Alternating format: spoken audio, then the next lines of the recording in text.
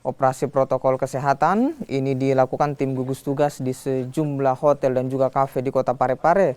Saat melakukan pemeriksaan di salah satu hotel, petugas menemukan seorang perempuan berada di dalam kamar bersama dua teman lelakinya. Namun sang perempuan protes dan menolak untuk dibawa ke kantor untuk jalani pemeriksaan.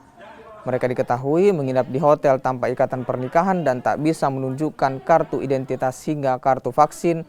Atas temuan ini, petugas akan memberikan sanksi pada pihak hotel lantaran menerima tamu tak sesuai aturan.